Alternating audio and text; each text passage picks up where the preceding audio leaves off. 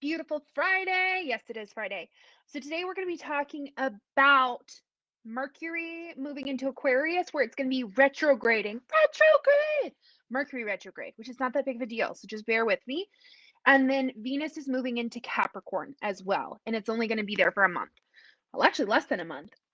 So, in preparation for Mercury retrograde, what are we going to do about it? It's not that big of a deal. Um, so actually, let's talk about Venus first. Venus is moving into Capricorn. And what this means, and this is what I literally, shit's got to change in your relationships. And it's not even about the fuss about it. It's not even the fight about the dishes. It's not like let's have a knockdown drag out. It's not like a listen to me, see me, all these things. This is a time to handle practical stuff in your relationship. Okay. This is where you go, okay, stuff's got to change. I'm not even mad about it anymore. It's just got to change, right? And in that this is a really good time to bring up those things. I mean, we've all been in survival mode in our relationships, at least, I have. Like, okay, let's get through 2020. Let's get through this stuff, and then we can start working on like potentially having a big, huge fight in our relationships. So, what's going to happen is today, Venus moved into Capricorn, and it's going to be there until February 1st, just before Valentine's Day. Well, 2 weeks before Valentine's Day, but whatever. So, this is the time to handle your practical business in your relationships. It's less even about the healing stuff, but it can be deeply healing. So, two ways that this can show up is hey, this has got to change. Let's find out, like, let's take the emotions out of it. Let's leave them on the back burner. How can we meet each other and go, okay, well, this is what we're actually going to do. This is how we're going to make sure we don't repeat this process. The other side of that is there is not a safe space in your relationship at this time. And it comes up as really hurting. Like, this really hurts. And so it's really about threading the needle between both of those things, honoring that in changing stuff in your relationship right now on a practical level is actually what's going to heal it. It's actually how you're going to move forward. It's how a wound is going to close over. Because again, it's not about the dishes, it's the fact that the dishes not being done or the clothes on the floor, however it shows up in your relationship, it's more about, do you value me? Are you in this with me? You know, how are we supposed to coexist like without having these basic standard practical pieces to coexist? The bigger news of the day. So handle your business now. Just get it over with, rip off the band-aid, have the conversation, just try to leave the big emotional stuff at the door. And ask for the same. You can ask for that. You can go, we need to have a practical discussion. And hopefully that'll work. So the bigger news of the day is Mercury into Aquarius. And the reason why it's so big, because Mercury moves so fast, y'all. The reason why it's so big is because we have our first Mercury retrograde of 2021 coming up. And that's where to start. Mercury retrogrades are not some big freak out ordeal, okay? No planet is going to come through and transit your chart without wanting to make positive change.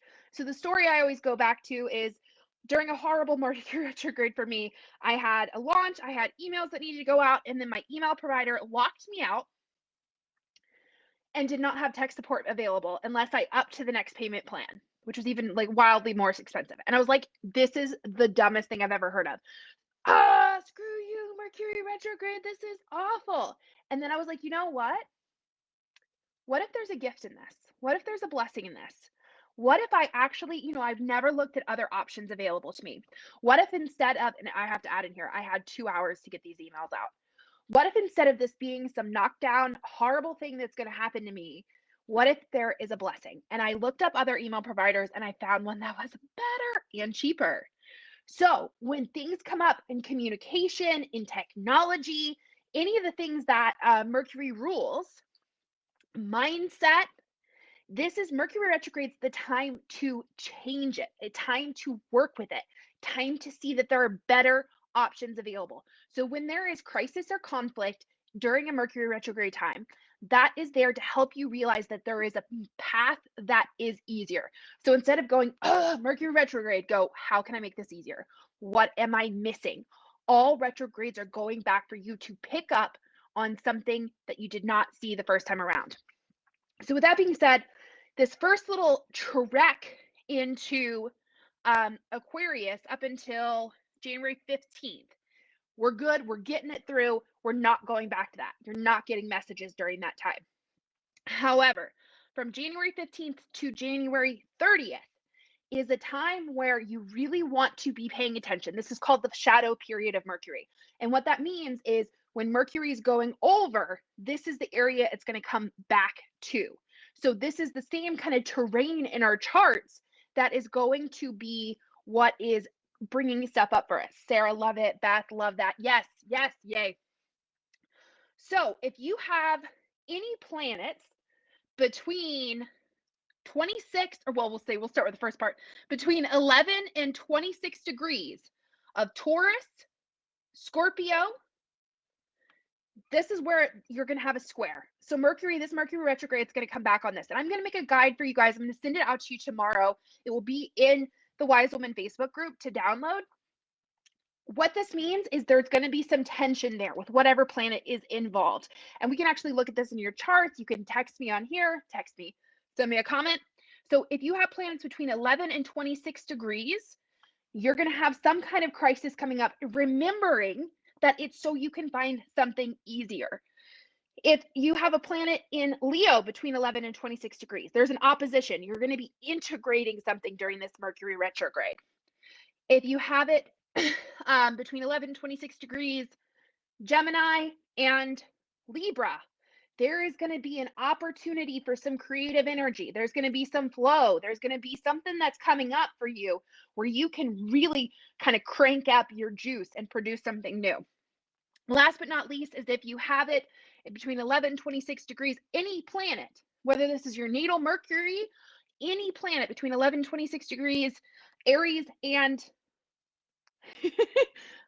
Sagittarius, this is where some kind of conversation piece is going to be happening. You're going to have to be talking about something, whether this is something's inside of you and you got to get it out, or in getting it out and like allowing yourself to put yourself out there in some way, a new opportunity would come in. So planets again between 11 and 26 degrees. And I will, I'm making you guys a quick little workshop series so that you can go through this in your own chart as well. But I am going to be doing mini readings at the end of this as well. So when things are coming up during that time, especially between January 15th and January 30th, pay very close attention to whatever is coming up around mindset, around communication. Did something, or miscommunication, or feeling like you cannot express something because you're going to be going back to it. And so the magic in astrology is when you know this is coming, when you're aware of it, when you're like, oh, so something's going to be happening in this. When it comes up, it's not like, oh my God, what the heck was that? You go, oh, I know exactly what this is. Wow, how do I want this to go differently? And so the magic is when you come back and the retrograde comes, so you go forward, retrograde back, you get to have that experience again. It gets to come up in some other way, whether it's a conversation coming up, an opportunity coming up, time to speak, and you can seize it. You can actually nail that. So you can actually grow. I mean, this is what this is. This is an opportunity for growth. And just having that, knowing these specific days is what makes it so powerful. So again, January 15th to January 30th is the shadow period. And then January 30th is when actual retrograde begins. So January 30th until, oh, I didn't write down when it leaves. It ends, when does it end? February 21st. So our actual retrograde period is January 30th to January 21st. And now here's the collective's message for this Mercury retrograde that's going to be happening for us. The whole shit show that was 2020, sorry if you have kids, I'll try not to cuss. The whole experience that was 2020 made all of us want to make some changes. Okay, we've talked about this. I've talked about this in my newsletter. All of us have gone through this experience and gone, something's got to give. Something's got to change. And it's like foundational level stuff. Like, I'm done with this. I'm starting this new experience. However it's going to look, big changes need to be made. Okay. And in that, there's a recognition as we go through this Mercury retrograde of like, okay, I'm so done with this. I'm ready for these changes to be made. I am motivated, kind of, but I don't know how I'm going to make it happen. I don't know how to actually start implementing things. And So this Mercury retrograde is really calling you into action around it. It's going, okay, you have the vision, you wrote out that cute little plan. What the heck are you going to do about it? What are you going to leave out? How are you going to change things? The reality is you cannot grow in your life unless you do something different than the stuff you've been doing. I mean, I wish there was another way around it, but there's not. You've got to think differently, you've got to act differently, you've got to show up differently. And in that, this is what the Mercury retrograde is going to give you the opportunity to do. Or you can think differently, you can start acting differently, start making those changes.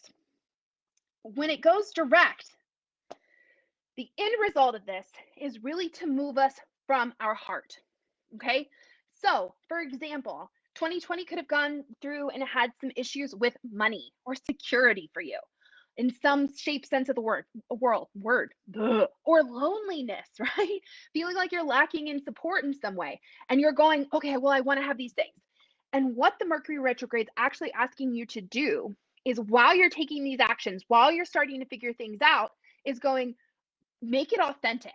Don't make it something that when there's another crisis, when there's another 2020 or some other caliber in your life, because 2020 is just the collective experience. We all go through something. When there's a loss, when there's a massive change, when there's grieving, however it looks, you're not going to get through the rest of your life without having something life altering happen. And what happens is when we go through something like that and we're not living authentically, we're not living in a heart led existence, it knocks us off kilter the way that 2020 did. So what this is asking you to do is say, instead of going, hey, I want six figures, I want to make six figures, or I want that Audi, or I want, whatever it looks like to you. I want lots of in-person friends. I want my soulmate, however that looks, whatever the surface level ideal is. What this Mercury retrograde is doing is going, go deeper. What do you actually want?